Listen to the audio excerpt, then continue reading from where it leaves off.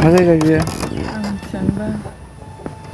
Dhupguri खाथियावहायनो भैराकुन्द resort and restaurant गोदान खुलिदों लोगोफोर।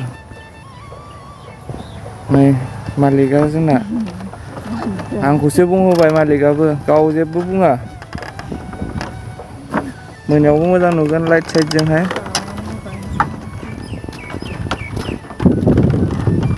दै बोहैलायनाय दं मालाय।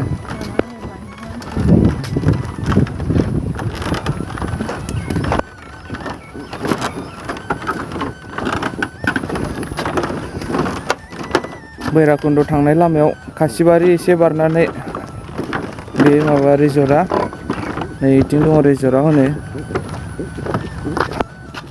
बेरायनोबो मोजां। देलायनो मोनैखाय मालाय ब्लगाव फैनो बादों नै गाव।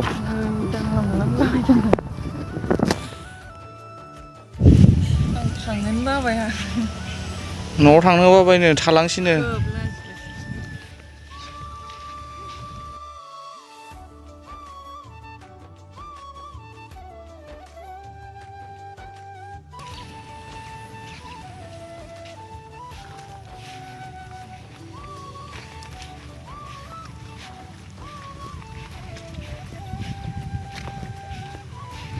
नै फट' साफायनोबो दासो बिबार बायदिसिना गायहांदों मोजांनो, दाबो खासि बिबार बायदिसिना मोजां नुयो।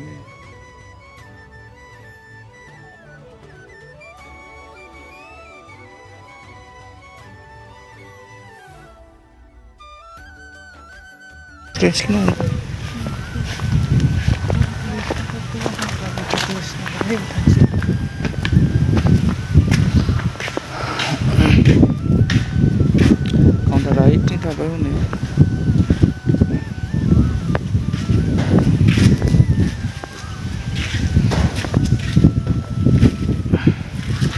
दे मा बुंदो रायजोफोरखौ। आं फैफेरै जायगायाव फैबाथाय लाजिनोसै ओंखारलाङो। मा दं? जायो बिहरदो। मानो जायो? चावमिन जानो ना फ्राइड राइस? फ्राइड राइस जागोन आं। Fried rice.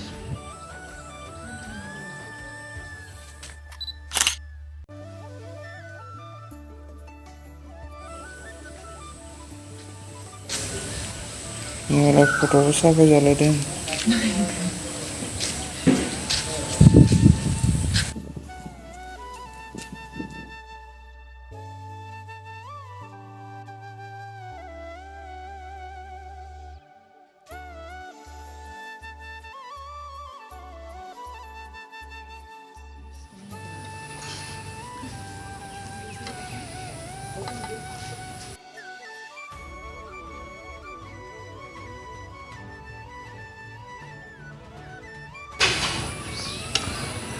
ए गावल' जासिगोन मालाय, आं हानना हरलायाखै हनै।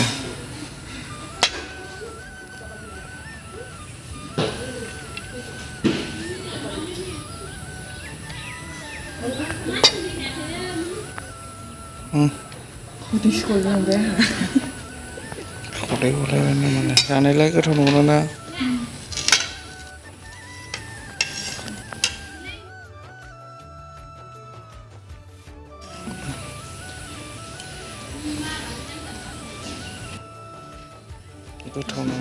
गोथाव नंगौना ना खोन्थाब्रा, रायजोफोरनोबो फैनांगौना बिसोरबो जानो। गोथावथार जादों। गोथावथारसो लोगोफोर, मालाबा जाफैबानो जाबाय नोंसोरबो नंखाय सानदोंबा।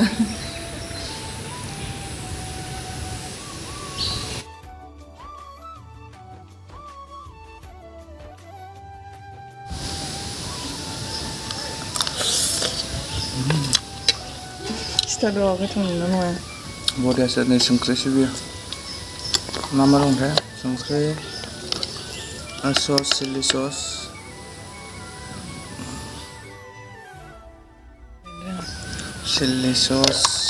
ओमफ्राय नैबे टमेट' सस।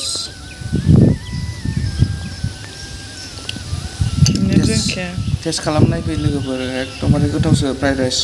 पर्क फ्राइड राइसमोन। नों जागोन सस?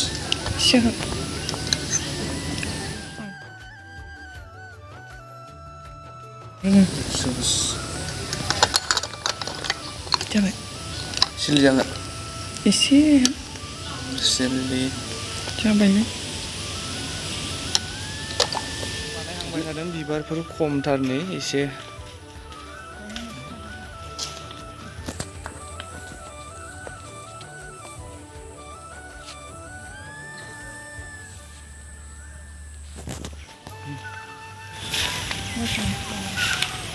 साराम जाबाय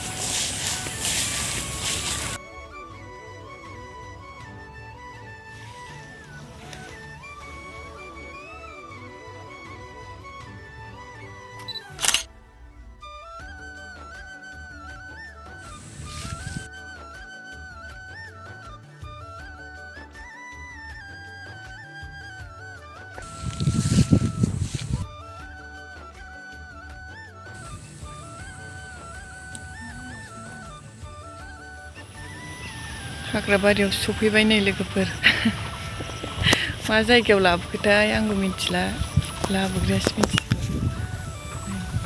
बाबांसिनसो लाबोदों ओंखायनो जायगाबो खिथाया माबो खिथाया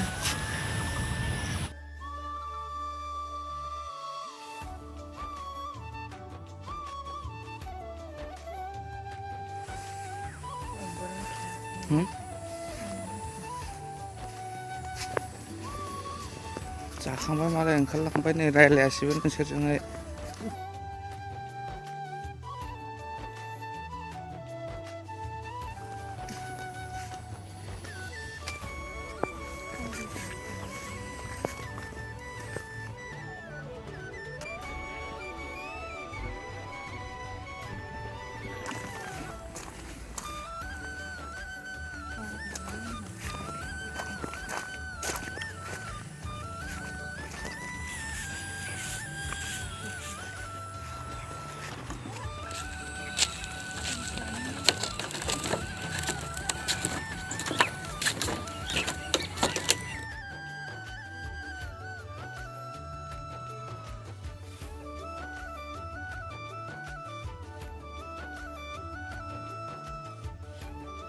अखासो थाइफ्रिबाय लोगोफोर जों दायो थांफिननोसै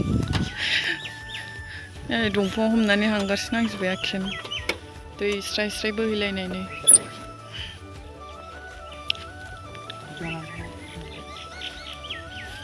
थांफिननोसै बाय बाय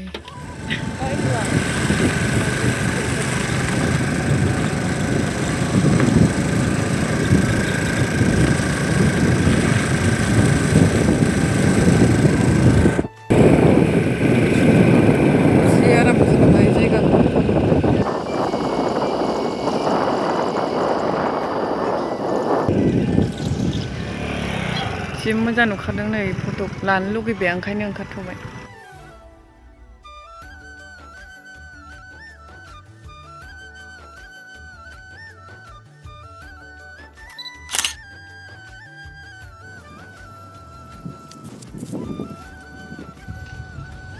नै मालाय आइलेण्डआव फैदों आइलेण्ड दै नुबाथाय थांनो लुबैखायो